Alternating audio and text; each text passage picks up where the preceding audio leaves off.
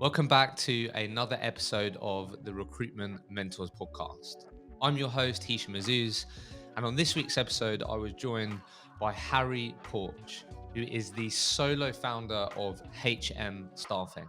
After 18 months working for another business, Harry decided to go out on his own.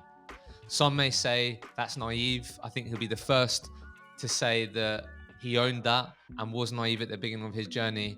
But they've now been in business for 4 years, and he really shared with us in this episode the highs and lows of going out on your own with, let's be honest, not a ton of experience behind you. He shared with us the challenges that he faced being a 20-year-old solo founder of a recruitment business and the tons of challenges that have come along the way from hiring, from growing, but also plenty of the things that they've learned, how they've done things differently. They've really invested a lot into marketing and really going against the norm of what a typical recruitment business should be doing. I'm really excited to see this business as a far evolve. But look, that's enough from me. Enjoy this week's episode. Harry, welcome to the podcast. Thanks for having me, mate. Thanks for making the trip. That was all right. Wasn't too bad. No cancellations, nothing. Just came straight through. From Reading. Yep. Which you've built a local Reading recruitment business, which I find really interesting, which I know we're going to go into. But thanks for making the trip. I guess I always like to start with the £1 million question. And I'm sure it's something that you've thought more and more about since having your own recruitment business. But I guess just to help people listening to sort of understand where you're at in your journey, feel free to, I guess, fill in any of the blanks. Yeah, of course. But what I just found super interesting about your journey is you're someone that, worked in recruitment for less than 2 years, so 18 months, then started your own recruitment business, and you've been on that journey now for the last 4 years. So today there's 9 of you in the business. Have an office in Reading, a satellite office in Manchester. You just recently launched your first academy where you've hired a couple of people at the same time and you're taking them through a whole journey. And I think in this conversation, I'm really keen to talk about the highs, the lows, the challenges, and everything that you've learned along the way in these last 4 years. The fun stuff, isn't it? But if we could start with, like when I say to you, what are the characteristics and traits that you believe make up a highly successful recruiter in today's market? What comes up for you on that? There's so many different things. There's one that always stands out for me, and it's just having guts. So not even just with guts of like picking up the phone, but having those like really difficult questions with candidates, clients. Picking up the phone is one thing, especially when you first start, right? I think everyone's a bit scared to pick the phone up, especially when it's clients. But the other thing as well is not to take things personally. I used to do that at the start. Like if someone said no, I thought they were saying like no to me personally. And I'd get so caught up on it and I'd be thinking in the back of my head for so long. And then I had to separate that. Okay, it's not actually saying no to me personally. It's, it's saying no to recruitment agencies. It's saying no to the company. Because it would proper bug me. It would bug me for so long. If I could say a client didn't want to work with us and everything like that. But they're two things that I think you have to sort of get from the start. Having the guts is massive as well, right? On the taking it personal thing, I'm sure you've had to help people with that now. Yeah. Let me just ask you something on that, because I think a lot of people listening, I definitely struggled with that early on. Yeah. Because you're dealing with people as well as your product. There's a lot more emotions. So like, I know you just said there you had to separate them, but like what, if I'm listening right now and I am taking things personally and I find myself thinking about that client rejecting me 3 weeks after it's happened, what's your advice to those people to get better at, moving away from that or not, taking the emotions out of it? It's a difficult one, isn't it? Because it one day it just happens. And it's one of those things, I just have to remind my team all the time, and they're not saying no to, let's say if it was Jack, they're not saying no to Jack Benham, they're saying no to Jack Benham from HM Staffing. It's two different people right now when you come into work. You're someone, when you leave work, you're that person. That person's not going to, say if you were face to face, right, and you ask them that question, the likelihood of the response they gave you on the phone in person is not going to be the same. Some people can be quite rude on the phone, for example, can't they? Which are interesting people. But it's hard to actually do it. I think it's just a constant reminder. I had to keep telling myself that it's not personal, until it actually stuck. I don't think it's something you can teach yourself how to feel. Okay, interesting. So having guts, I think that's interesting that you've said that, because I feel like looking at your journey, you've probably had to have quite a bit of that. Yeah, and naivety. But yeah. So you worked in recruitment for 18 months. Yeah. And then you decided to start your own recruitment business at 20 years old. And then you've obviously been on that journey now for the last 4 years. So So when did you start the business? That would have been 2018? Yeah, so in December time. December So, 2018? Yeah, back end of December. So I was completely done with the last agency I was at. Yeah. And I just thought, you know what, why not? I didn't want to go work with someone else. I mean, I was saying to you, I'd been on a night out with a mate in Bristol. And I woke up and I had like 4 calls from internal recruiters in Reading. I was like, how'd you get my number?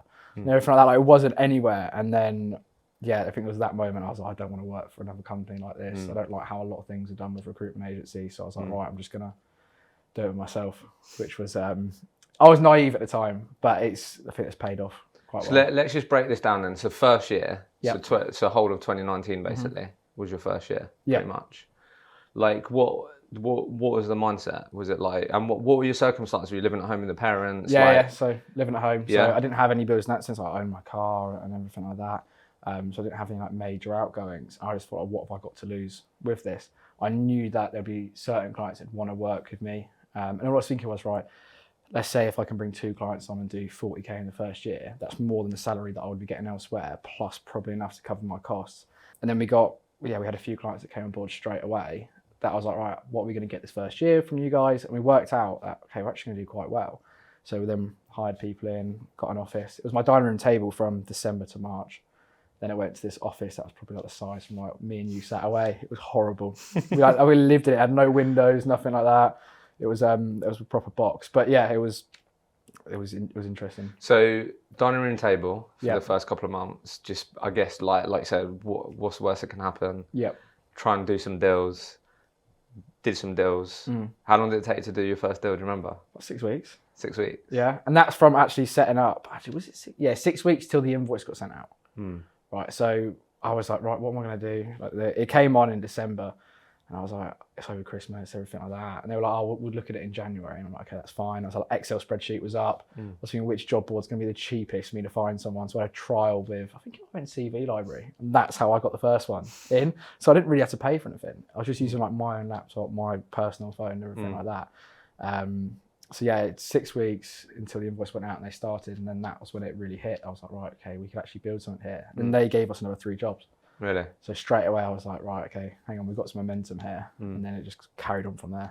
And then you made your first hire in April. Yes. So April, I hired one of my best mates. Your best mates. Yeah, and then yeah. was it just you 2 for the rest of the year? It was us 2 for 3 months and we hired 2 people. Yeah. Which, yeah, some of the hires didn't work out. I think I was at the start looking at, right, would I get along with you? That's it. I wasn't looking at anything else. Like, could I go have a beer with you? Could I chill with you and everything like that? Which is definitely not the right mindset for hiring. And I should have known that because we hire for everyone else, right? But when it's actually hiring for yourself, it's a bit different. So yeah, we made some wrong hires and everything like that. Yeah, you'd be surprised how common that is. Everyone does it. But so just so we understand, then, so at the end of the first year, did it end up still being just you and your mate, despite you hiring people? I think there was 4 of us by the end of the first year. Yeah. Okay. Let's just talk about this first year then for a sec, because I think a lot of people, like you just said there, you went out in Bristol, or let's say you went out down the pub in Reading and going to meet a bunch of recruiters. Yeah. I think a typical sentence you'll hear is, "Oh, one day I'm going to do it on my own," or "I know I could do this on my own." These types of things. Definitely. But a lot of people don't have the guts to take I that had it in first step. Turkey as well. I was in Turkey and I was with my mate at the time, and there was 2 recruiters and they were both talking about it. And I just jumped in the conversation. I was like, I can get involved in this chat, but yeah, no, you hear it everywhere. Yeah. So, like, what in that first year? I know you said there's plenty of, obviously, you being naive. What have you got to lose? But what was, I guess, most challenging that first year that you least expected? I think it was like personal battles. I think there's a bit of an ego that probably came with it because it started doing well. It started getting the clients in, and I probably thought that I was the man to a certain degree. But age came into it a lot, right? We go meet clients and stuff like that, and they'd look at me and they'd be like, "You're a kid." Oh yeah, that's so much. And I was there like, yeah, but okay, let's say if you go and dealt with a consultant at one of the bigger agencies, the likelihood is they're going to be similar age to me, right? So we had that quite a lot, and that was something that was used against us. And now we switched it around. Now we use it in a more of a positive way. But that was something that we had quite a lot, and it was a big challenge to sort of overcome that. Managing people that are older than me, that was a real big challenge. Just more of a learning curve for me. I probably did it wrong as well. Like, looking back, there's probably certain things that I should have done a bit better. But I'd say they were the big challenges in that first year. So quite a lot anchored to your age then. Yeah, it always is. Always was at the start. But then I had a chip on my shoulder about it as well. Do you think you brought that on yourself? Like, because did you almost potentially go into situations thinking, oh, like, are they going to think like I'm just too young? Yeah, 100%. I used to see it as a negative, so then I felt like everyone else saw it as a negative. So then as soon as I overcame that, and I was like, you know what, I can actually make this like a really positive thing, and now it works so well for us when we talk about it. But yeah, back then it was because I saw it a negative way. It means that everyone else did. That's so interesting. Because I think people would assume, yeah, like, but at the same, like when you say you've now turned it into positive. Yeah.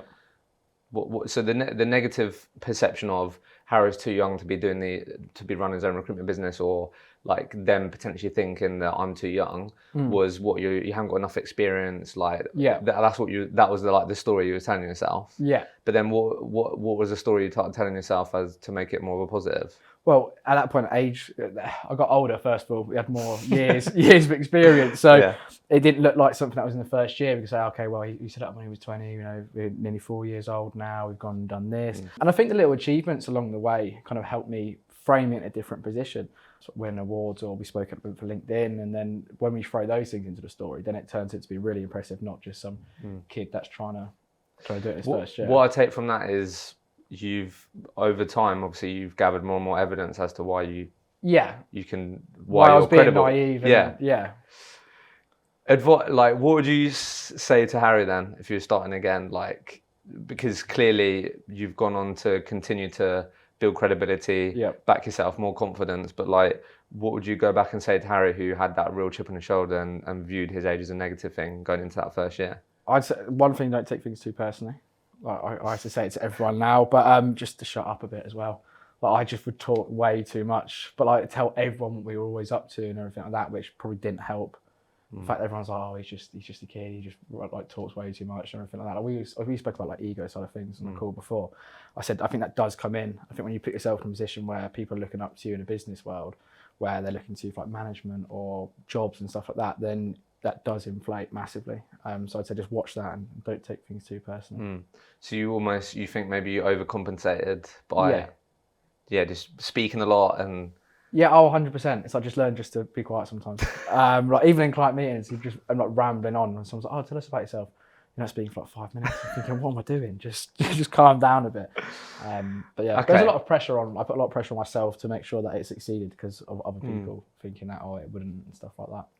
And then, so then at that point as well, like what about like mentally outside of work, or like did you have any challenges there? Like was your family super supportive, or were they thinking like, what is Harry? No, they were supportive. They were. We were in the office from like 6 till 11. I probably put on like 30 kilograms as well. Oh yeah, it was horrible. Like we were just saying like delivery every day. It was like such an unhealthy life. I wouldn't go to the gym for ages just because I'm there like, no, I need to be at work. I need to be working constantly. Hardly saw my mates and everything like that. So that those relationships and such obviously took a bit of a turn and everything like that. I was like, oh, he thinks he's too busy for us. It's like, no, I'm just really trying to focus on this and build something for my future. So a lot outside of work, definitely that first year took a bit of a hit. But so did you have it? And I guess at that age as well. I mean, I'm 29, so when I was 20, I definitely didn't have. The only thing that I found myself doing was I was selling products on Amazon. Yeah. But it wasn't like I was hiring people and stuff like that. But that can be difficult when you're at that age and you have no one else that is on like a... Did you have no one else that was on... Obviously you hired your best mate, but there was no one else on like a similar path. Not that I could see. Not in that space anyway. There's a few people that I knew that had... My group's changed, throughout the years, and now there's a lot more business owners in that friendship group and everything like that. But at the start, no one else that I knew was doing anything similar. So it felt hard. Lonely. Yeah, massive. And they almost felt like, again, you were too busy for them, which is the ego thing again. It's an awkward conversation to have. Like when you do then go out and everyone's like, oh, look who it is and stuff like that. And you're there like, really? We're doing this? But yeah, it was tricky at the time because I just wanted to be out with my mates. There were so many times I was thinking like, should I just sack this off and, go work with someone else and I can still actually enjoy my childhood, I guess you could call it that still. Because that's what everyone says, like the best years of life, you're 18, 19, 20, 21, that kind of stuff. Like you're out with your mates, you're making memories and stuff like that. And I was just sat in a box office for most of the time. But just putting on loads of weight, not seeing your mates. Oh, the life. Looking back at it. There's some photos we did recently, a company presentation. And there's a few photos of me then. Everyone's like, who's that? And I'm like, really? That's me. I'll show you something after. They're gold. They are gold. But yeah. So you mentioned that. Why didn't you quit? Do you know what? At that point, it was probably thinking, like, no, I need to do this myself to prove other people wrong a little bit. So I think in that first year, I was thinking, I could make such a better salary, I could make so much better money, and I'm thinking, no, this is definitely a long game. And then as the years went on, we built the right people around us and stuff like that, and I'm so happy that I did stick out. I think my brother was quite big in that, actually. If I said about anything like that, he'd just give me like a funny look and be like, what are you on about? Your brother, how old's your brother? 25 now, so he's 18 months older than me. Okay. So he'd always be on my shoulder, like, what are you talking about? He'd be like, shut up, just get on with it, and stuff like that. And he's quite brutal.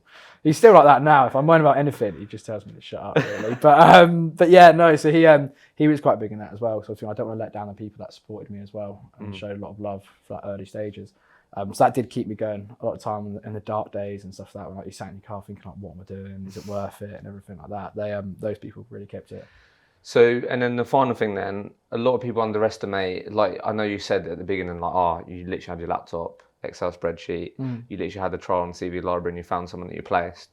But like operationally, the business stuff that oftentimes I speak to people and they underestimate how much time that takes, or like, what's involved in terms of like the finance side of things and like the operations. Was any of that difficult? Like in the first year, because obviously before all you had to worry about was you just looking at your pay packet and if you got paid the correct commission or not. Like you didn't have to worry about all the other stuff, right? Yeah. Was that a challenge in that first year, adjusting to that? It was. I don't feel like I did it very well. I was quite lucky with one of them because my dad's an accountant. Your dad's an accountant? Yeah, so I was quite lucky with that one because he managed to help me out with sort of the finances, as in like looking at them and looking after them, and so he supported me with that part of it. But the rest of it, I was shocking. Like processes and stuff like that, I just wouldn't document anything. And like looking back now, I'm thinking, if I'd have actually done that right at the start, then I wouldn't have to be doing it now, and so many different things with it. But yeah, that was it was a nightmare. So was the main thing like when you say processes, like what do you mean? Even stuff like now, I wish I documented. It would be stuff like how you find a candidate and stuff like that, and actually just document it. Especially at the start when I had a lot more time. Instead now, I'm trying to document it. Over the last 3 years, been doing it and stuff. Or having a system from the start. Obviously, I'd get a system. We use Vincherry now, but I'd get that early as I could. As soon as I had the budget for it, I didn't really do it for 6 months. What, you just use an Excel spreadsheet? Yeah, and just download to my laptop, and I just like would remember it in a notebook and stuff like that. But yeah, it wasn't too challenging. But I'd get stuff like that straight away. Just start documenting everything from the start, because at that point, you're never going to have to go back and redo it and everything like that, or be worried about what could happen if having a CV in your laptop and GDPR and all of that. No, look, I just respect that, because I think what you just lent into was just taking action and then like working it out as you go. I think a lot of people think they have to have all that sorted out before they can even take steps forward. Yeah. I'd have it on my phone as well, just like it literally just my phone, laptop, Excel spreadsheet. And I say Excel spreadsheet, I probably used it like 5 times. Right? I did not keep track on Excel. I had it there and it was supposed to be used, and I used it a bit, and it would be more like, okay, so I had an interview, I'd have it all in there. But I'd have my calendar would just be full of just like everything, interviews, calls with everyone. I'll be religious with that. I've still got my notebook from my first year. Really? Yeah, my handwriting is terrible. I'm getting slated on it on LinkedIn at the moment because everyone keeps posting our non-negotiables. And everyone's like, who's written that and everything like that. And it's like, me. Yeah, it's terrible. So what I really find interesting about your business is like how you've really focused on it being localized. Yeah. Because I'll be honest with you, most people that I sit down with and speak with would say, like, in today's market, it's really important that you have a niche and a focus. Yeah. And I know you have a few different sectors that you focus on, but I don't know, from what you shared them and feel free to add context or whatever, it also felt quite general, but like what you focused on, is it being really local in terms of mainly around the Reading area? Yeah. So talk to me a bit about how this sort of approach to your business has evolved. Like, because obviously if I went on your website, there's a number of different sectors on there. Like how have you approached that, and I don't know, how has the sort of focusing in your local area played out? So that's the thing. A lot of our stuff's Berkshire, like 90% of it. The other 10%, we do go into London and stuff like that. It's normally when we get brought into London, it's never normally that we like aim and target companies in London. But it slowly has sort of progressed. We've got a few in Manchester and everything like that, where the satellite offices and stuff like that. But it was kind of what I was used to doing: the office support, sales, marketing, HR, those key areas there.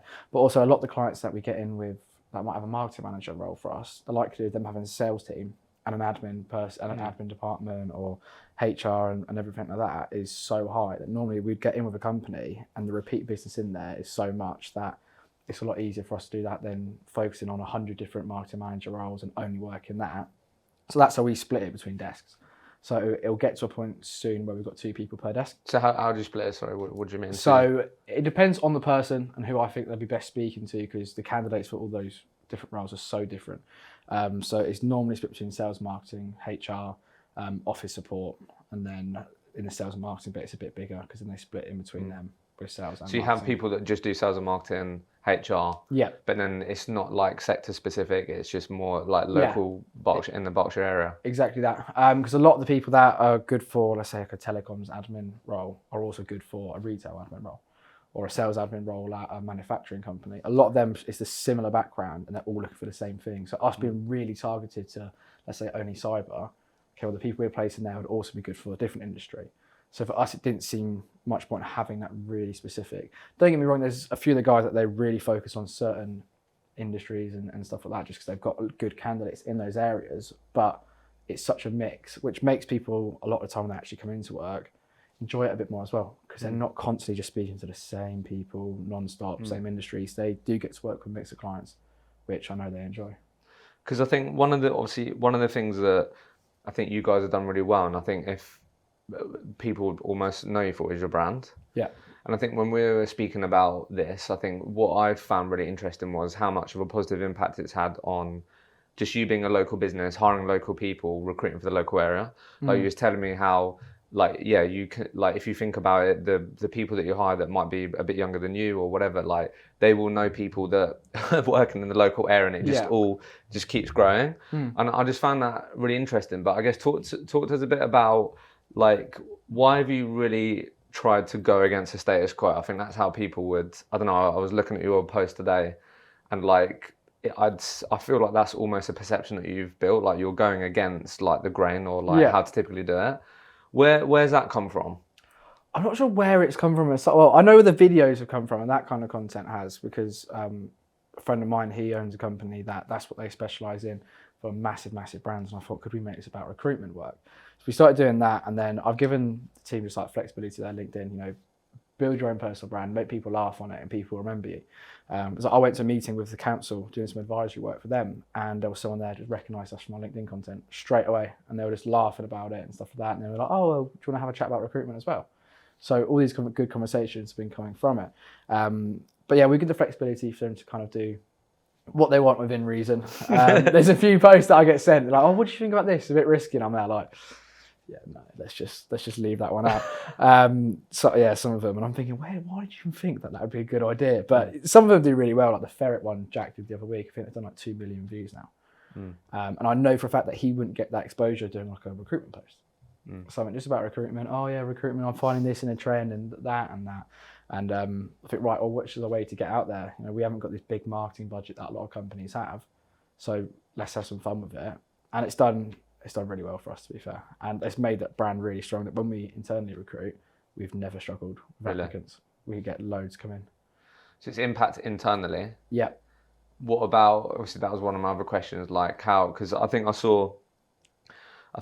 wrote it down here, like one of the posts that you did was around, I don't know if it was you or one of your colleagues, but like I think it said like, I still find it funny how many people say your post videos are cringe or embarrassing, but then you actually get business from it. So you just mentioned there, I got wound up that day, yeah. But like obviously you just mentioned there it helps you hire internally. Yeah, that's a huge challenge for 99% of recruitment businesses, so it's helped on there. But how is it manifested investing in your brand and doing things a bit differently on like client acquisition or other parts of the business? Like how's that? It normally helps. I had someone the other week, they were a client and we didn't want to work with them anymore, and they sent like this ridiculously long abusive email, and it did say in it like, oh, obviously you don't care about your business because of the shit you post on YouTube. Oh wow. And I was like, okay, fair enough, that's your opinion on it. But that was also that MD of that company is probably in his 60s, not understand what we're trying to do and who we're trying to get in with and everything like that. But most of them love it. Most of them absolutely love it. Like, we've had some massive companies come on from it. The ones that don't like it are really traditional businesses that are still stuck in the past, in my opinion, or recruitment agencies. A lot don't like it. I've heard quite a lot about it. When I go out, people say, "Oh, my director hates your content." I'm like, okay. Doesn't bother me. Why do you think that? I think it's because it's different to what it normally is, and they might be seeing people engaging with it, and they wish they could be getting the engagement on it. It could be anything, or I wish we had that idea. Because a few people said to me, like, "Oh, I went to my director and said, oh, we should do a post like this," and he was like, "No, we can't do that. Like, that's ridiculous," and stuff like that. It could just be a bit of that. It could be a bit of jealousy. It could be anything. But I think where we're trying not to be stuck in an old way and actually be forward thinking and thinking, right, well, how can we get out there without spending thousands and thousands? That studio that we record everything in is in our office, so it's literally next door. We're in a serviced office. So for us to film content, we literally go in there for half an hour on lunch, do it, and then come back in. They send it to us the next day, and it's done. So when you say it's so like, just to be clear, like how does it actually happen? Does it like, do you or any of your team literally get messages like, "Hey Harry, we love your content. We've got a number of roles at the moment. Like, we're local. Would love to speak to you." Like, what does it actually look like? Yeah. So we had that the other week with one of the. I'm not going to say the company. Yeah, of course. But yeah. Well, it's probably on the household name. I could say it off camera, and you'd be like, "Yeah, I know them straight away." And it happened again recently. They just be like, "Love your content. Really want to work with you guys. We like what you're doing. We think you find it quite funny, or we like the brand you're trying to build. It's a bit different. It's refreshing, which is what we're trying to be."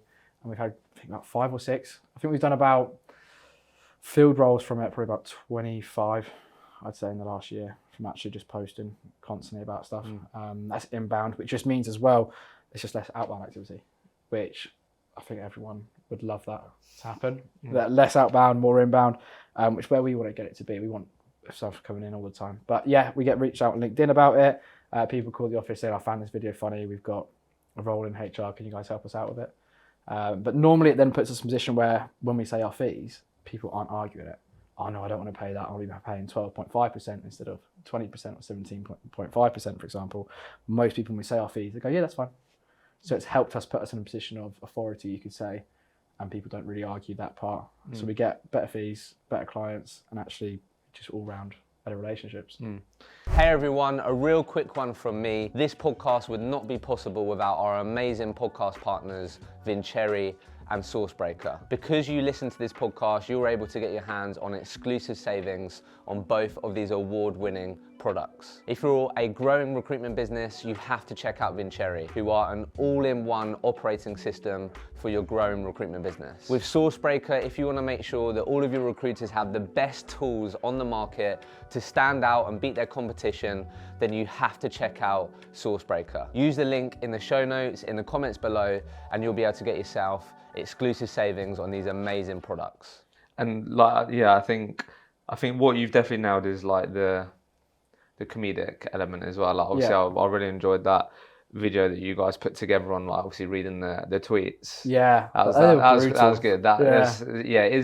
Look, that's a big part of why I started this, because I actually do, I guess, because I'm in my own little echo chamber. Like, I'm speaking to people that want to be the best recruiter they can be, want to deliver the best service, want to change the perception of the industry, but there's still so many people out there receiving poor experiences. So if you haven't seen that video, I'd definitely check it out. It is hilarious in terms of reading the tweets and what people say about recruiters. There's one person that they've tweeted or they've been involved in every single video we've done because they're so active about the hate for recruiters. And, and we're doing a few more, and he's in it again. And then I'm going to reach out to him and see if he'll do a video of us.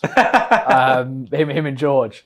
Yeah, Jeff versus George is what it's going to be called. But I feel like he's going to say no. He's some big, like some CEO in America. Really? But yeah, I'm going to see if I can get him on a Zoom call. I think it'd just be funny. Anyone that's seen the content will be able to appreciate it. But yeah, we're doing a bit more about what people think about recruiters soon. So how has, like, let's just fast forward a bit then. Obviously, you then had to go in COVID. That must have been a challenge. But I guess what I'd just be interested to go into is like how, obviously you started, like you said, a bit naive, had a bit of a chip on your shoulder, 20 years old, and you obviously wrestled with that. But like, how have you had to like evolve Harry has had to evolve as a business owner? Like, what are some of the things that you've really had to, I don't know, be like harsh with yourself on and get better at and improve on and spend time on? Like, how have you had to like grow up as a business owner? A lot, which is it's just like just being a bit more mature about certain things as well. And I struggle to keep concentrated on anything. So I've got ADD, dyslexic, and everything like that. So for me, it's like that's a bit like an ongoing battle. Like, I'll get distracted over anything, and it's like it's not letting myself get distracted with other people and stuff like that. I'd be the easy one to distract in the office, and I should be the last one. That should be that person. Like someone could just say something, I'm there like, oh yeah, what's that? And then yeah, so that's been one thing. The management side of things has been a bit more having a bit more sympathy with people and understanding people. That's obviously it's always a bit of a challenge. So I'm like, just get on with your work. So what's wrong and stuff like that, and learning to understand people a bit better. But I'd say it's been part of like an interesting. Because I saw that like you've got like a coach or someone that you work with. Dave. When did that start? That started we started speaking just before COVID. It was actually the week before.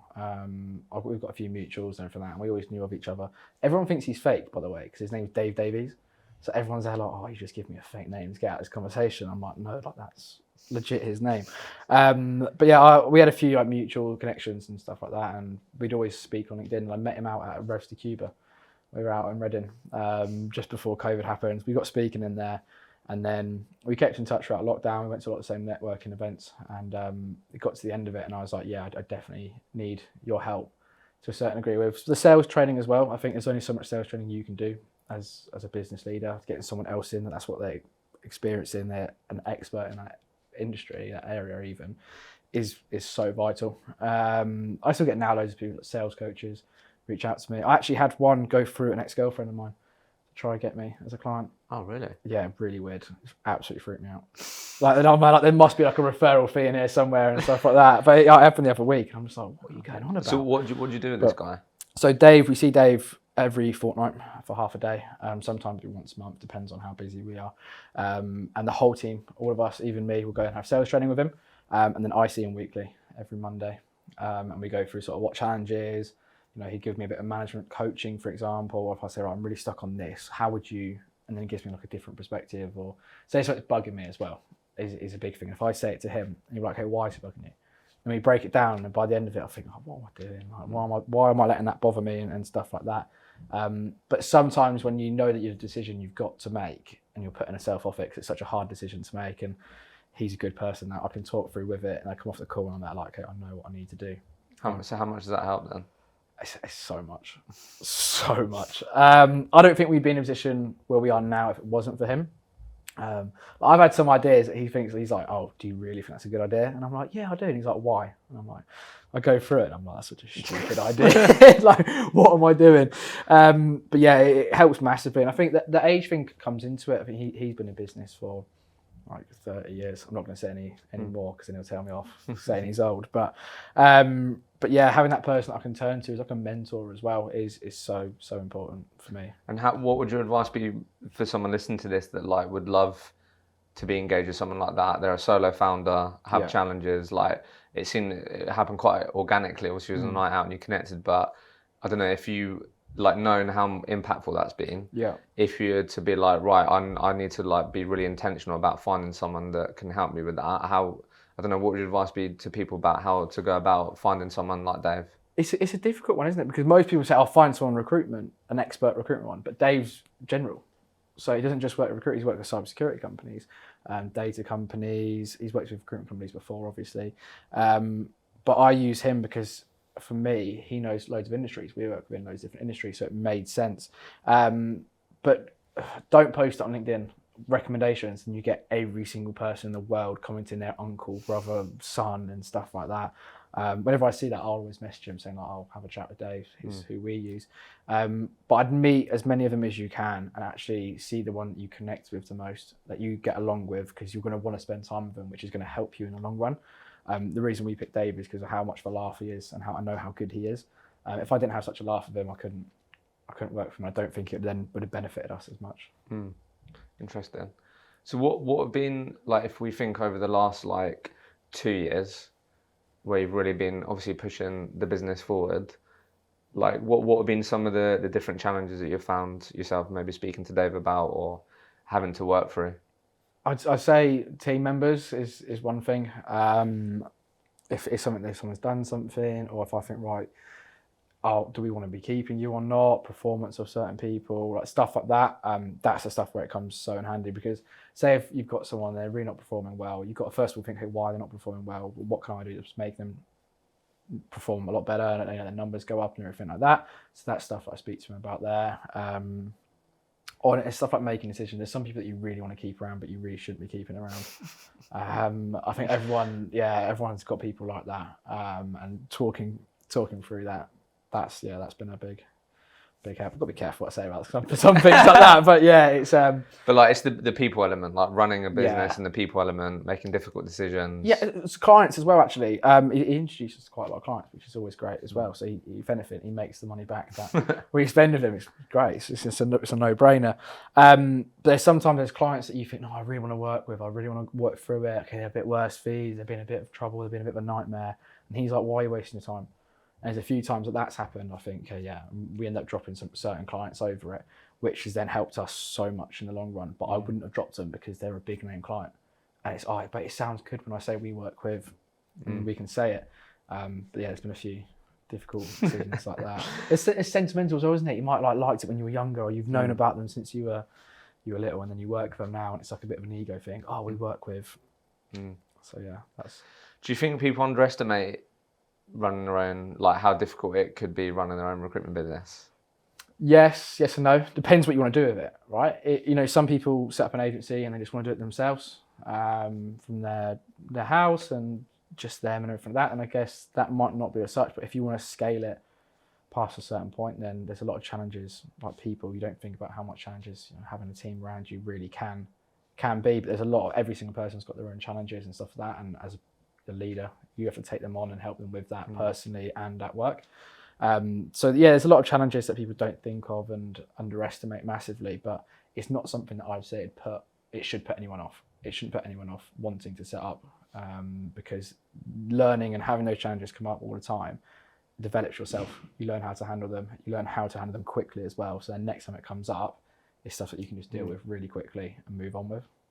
And then how has it evolved in terms of you thinking, like, it started with obviously being on your dining room table, Excel spreadsheets, all that, to like now you're working with a coach, business coach, whatever you want to call Dave. You've got 9 people in the business. That's 9 people's lives that you're supporting with the business that you're building. Like, how has, in terms of how you're thinking about the future of the business, evolved? Like, has that become more and more clear, or have you struggled with like, oh, let's just worry about this year? I don't know. How have you found that? I'm always planning the next thing. Okay. We're always looking in sort of 5 years. It's something I do a lot with Dave. But then we fill that in with the team as well, which I think really motivates them, because they see the more senior positions opening up, and okay, there could be a head of Reading, an area director, or in this role coming up, and okay, well, how do I get you there? And we sit with them and say, okay, well, if you wanted to get to this position, you need to be doing this, this, and this, which really helps motivate them. So we're always looking into the future for that reason. So is this a business that you do want to? Yeah. We've got an idea of where we want to go. Manchester's definitely the next thing. Manchester's so much nicer as well. I was walking around today, not one person smiled. Everyone's so miserable. I know. So miserable. In Manchester, everyone's like chatting to you. They're like, oh, this is really nice. But in London, you don't get that. Reading, you don't get it either. But it's definitely. I never want to have an office with 100 people in one office. I wouldn't want to work in that environment. So I wouldn't want to put my team through it as well. But yeah, 20, 30 people is what we think per office, but having multiple offices focusing on local markets.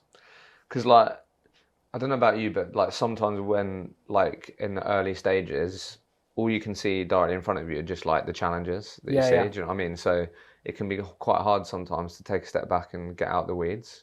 So like, has that, do you think that's massively helped you just have more clarity on decision making and making the right decision? If you know, like, right, okay, the sort of 3 to 5 year goal here is you want to be 20, 30 people in Reading, 20, 30 people in Manchester, because I'm assuming you didn't always have. No, that wasn't that. I think that came from working with Dave, right? Yeah.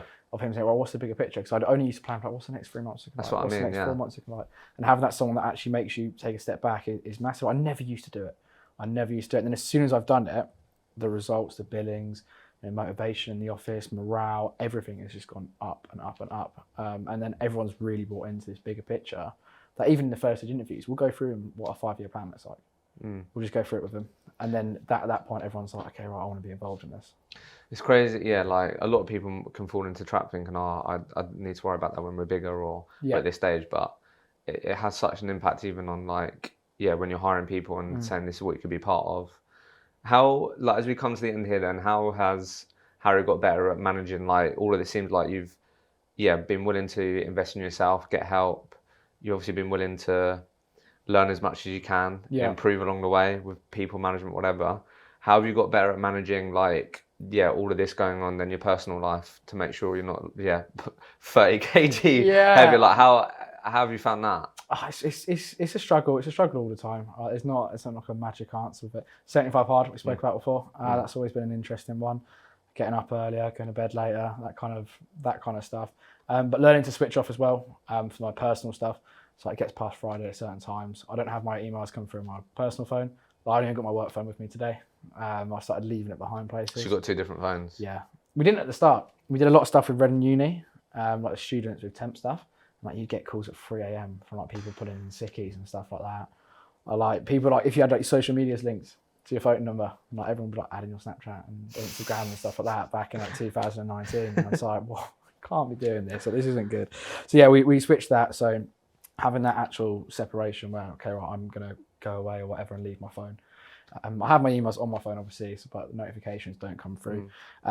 It's managing the work-life balance is the thing. And that's what everyone speaks about right now, isn't it? About does everyone actually have one? So past a certain time, I won't do it. I won't check my work phone past 8 o'clock. It's those rules that I've built into my life that then have managed to be that I can actually enjoy both sides of it. So that they've been some of the habits that you've worked on building. Massively. It's stuff like when I'm on a holiday, so I try not to check my emails. I do it all the time, but I do it like once. I let myself like check it in the morning, and I'll look, and then the next day. So obviously you were just sharing about getting better at work-life balance. Trying to sort of get better at having habits that help you switch off these types of things. Interested to hear how you found. I know obviously when we last spoke, I don't know, it might have been before you went away or whatever. Like how have you found stepping away from the business, knowing you got your office full of young people there cracking on without you there? I don't know, how have you found that? It's at the start it was challenging. Now I've got a lot of trust in my team. There's so much trust there, and I know there's certain people that if people were slacking, they'd be like, oh, "What are you doing? Like, come on, let's get on with this." So I've a lot of trust there. But if I go away, I'll get loads of random FaceTime calls, not about work or anything like that. When I was in Greece, I was like, me and my mate were just like, we were probably just relaxing, drink from like 9 a.m. and stuff like that. And I'd get a call with them, just being like, oh, we've had this sick thing happen. I'll be sat there just like absolutely smashed. But it was quite an interesting time. The amount of screenshots that got taken whilst I was away as well. From like, they FaceTime me and I'm like, But I trust them a lot. There's a lot of trust that I give them. Like, got quite a lot of autonomy around, even though like day-to-day stuff. We don't have start time and finish times. So they have their core hours. So someone gets at 9:30 and they normally leave at 6, and everyone just makes up these hours and stuff like that. So where we put a lot of trust in them, it's a lot that's given back to us. So then I'm never like worrying like, oh, what's happening? I wonder, okay, is someone booking in interviews? Because at the end of the day, if they're not booking in interviews, they're not making commission. So I've learned that part. I used to be like calling like 4 or 5 times a day, but now I'm there like I trust these people that my business is in safe hands, because at the end of the day, they want it to be part of their business as well. They want to be growing with it as well and everything like that, and like shares and stuff like that. So I trust them to do it. So it's been a hard challenge to do that. But again, I think that anchors back down to like the things you've been doing with Dave around like what the future looks like, what they're part of. Because if you do the work on that and you do a good job of communicating it, then they're the sorts of things that these people should be thinking about and leaning into as to like why they need to do what they need to do. Massively, I get drunk texts off Jack all the time in particular, saying like HM till I die and stuff like that. It cracks me up, and I'm like, all right. And I like wake up where like I'm not drinking. Well, it's fair, he's not drinking at the moment either, but like we'd go on nights out and I'd hear him like shouting it from the other side of the bar and stuff like that. And it's like I can't not like if I'm away, I'm there like there's so much trust there and stuff. Like, obviously he's not being serious, but he might be. I don't know. But has that become one of the best parts then? Like the people culture, on the journey. The people and the culture we've built. It's like it's written on our walls. Culture comes first. The new people that have started in the academy, they've really bought into it as well, and they've settled in so quickly. Like I walked in the other day, and one of them was like, "Oh, you're right," and said a rude word about me, and I'm like, "Hang about, like, you can't talk like." And it's just it's funny, but the school I went to was a Quaker school, which is like a really weird thing, but everyone's equal, so you don't get like hierarchy and stuff like that, and we've kind of put that into the business, so everyone kind of feels it on the same level. There's certain times obviously they know it's not and everything, but the culture is so good at the moment and everything like that, which is why we're so fussed about who we bring in, and that's what's led to the trust and me to be able to step away and go on a night out or take a day off and go up to see my mates in Manchester or Hull and not have to actually worry about what's happening now. So to wrap up then, I guess what would be good just to hear your thoughts on would be, like, yeah, if I'm listening to this, I'm 20 years old, found myself having some recruitment experience, and I'm like, you know what, I really fancy this entrepreneurial journey, don't want to work for someone else anymore. What advice would you give them, or what would you say to them? Because that was you. First thing I'd say is, like, what have you got to lose? Because I remember someone said that to me. Don't ask me who, because I have no idea. I should remember that. But then I was like, what have you got to lose? Let's say you do it for 6 months and it doesn't work out. What are people going to think? Oh, they're going to think he's failed. No, they're going to think it's a 20-year-old trying his luck. Fair play, a lot of respect. I would never look at someone's journey if they failed, set up a business and like laugh about it. You'd think fair play, like there's a lot of respect there, there's a lot of guts there, a lot of courage and everything like that. Like if you didn't try it, would you regret it as well? So if you end up saying, no, you know, I'm going to go work for another agency, in 6 months' time or a year or 2 years, you're a top biller, that could have been for your business. So I always think about that and just go for it. You've got nothing to lose. Well, there's actually areas when you actually look at it in a bit more detail, right? But there's nothing to lose is in what other people think, because it doesn't matter what they think, because what happens if it goes really well? Yeah, I think, look, fair play to you, because I think clearly you've been on your own, obviously the business has grown, but then you've also clearly been on your own personal journey as well. Starting from obviously dining room table to then like clearly building a culture that you're proud of, having people on the journey, working with people like Dave to help you understand, right, okay, how can I think about this business in 3-5 years time rather than just 3 months ahead? Like clearly being willing to, like you said, have guts, do things differently. And I think just nothing but respect really, and kudos to that. So thanks a lot for coming on the pod, mate. I enjoyed it. Thank you so much for listening to the episode. I hope you enjoyed it and got value from the conversation. If you did enjoy it, please don't forget to like, share and subscribe, and we'll see you in the next episode.